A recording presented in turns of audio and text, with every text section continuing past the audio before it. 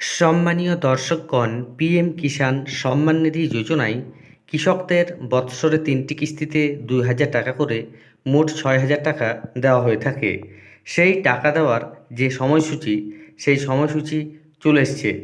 আপনারা কবে টাকা পাবেন ফাইনাল ডেট জানিয়ে দিল মোদি সরকার। প্রধানমন্ত্রী মোদি কবে আপনাদের অ্যাকাউন্টে টাকা ট্রান্সফার করতে চলেছেন, সমস্ত আপডেট জানার জন্য ভিডিওটি স্কিপ না করে দেখুন।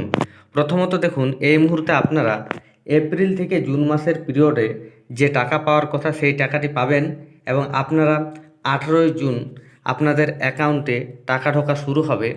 তো এই মুহূর্তে যারা কেওয়াইসি করে রাখেননি তারা অবশ্যই কেওয়াইসি করুন। আপনারা যদি বাড়িতে বসে করতে পারেন কেওয়াইসি অবশ্যই ভালো, এবং যদি না করতে পারেন সেক্ষেত্রে আপনার নিকটবর্তী সিএসসি সেন্টারে গিয়ে আপনারা অবশ্যই নিজেদের কেওয়াইসি করুন, তবে আপনারা টাকা পাবেন। দেখুন, সরাসরি পিএম কিষাণ সম্মান নিধি যোজনার অফিসিয়াল টুইটার হ্যান্ডেলে আমি আপনাদের নিয়ে যাচ্ছি, সেখান থেকে সম্পূর্ণ আপডেটটি আপনাদের দেখাচ্ছি। দেখুন, এই হচ্ছে পিএম কিষাণ সম্মান নিধি যোজনার অফিসিয়াল টুইটার হ্যান্ডেল। এখানে সরাসরি টুইট করে জানানো হয়েছে সরকার তরফ থেকে কৃষকদের অ্যাকাউন্টে কবে টাকা ক্রেডিট হবে।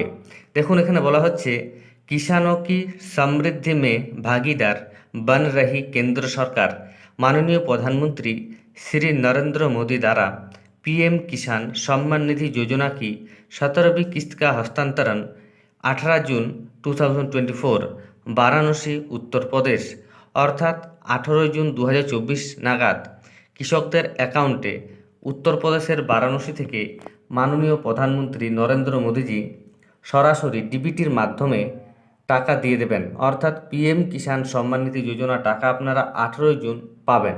তবে একসঙ্গে সকলের অ্যাকাউন্টে টাকা নাও ঢুকতে পারে, সেক্ষেত্রে আপনারা অপেক্ষা করবেন। 18 জুনের পর 2-1 দিনের মধ্যেই সকলের টাকা ঢুকে যাবে। সরকার ইতিমধ্যেই জানিয়েছিল যে প্রায় 9.3 করোড় অর্থাৎ 9.3 কোটি কৃষকের অ্যাকাউন্টে যাতে পিএম কিষাণ সম্মান নিধি যোজনা টাকা দেওয়া যায়, সেই জন্য 20,000 কোটি টাকা মাননীয় প্রধানমন্ত্রী ইতিমধ্যেই হস্তান্তরিত করেছেন বা সেই টাকা দেওয়ার কথা জানিয়েছেন। তবে আপনারা নিজেদের কেওয়াইসি আধার ব্যাংক সিডিং করে রাখবেন। সমস্ত কাজ যদি আপনাদের ঠিকঠাক করা থাকে আপনারা অবশ্যই টাকা পাবেন। 18 জুন থেকে টাকা ঢোকা শুরু হবে। ধন্যবাদ।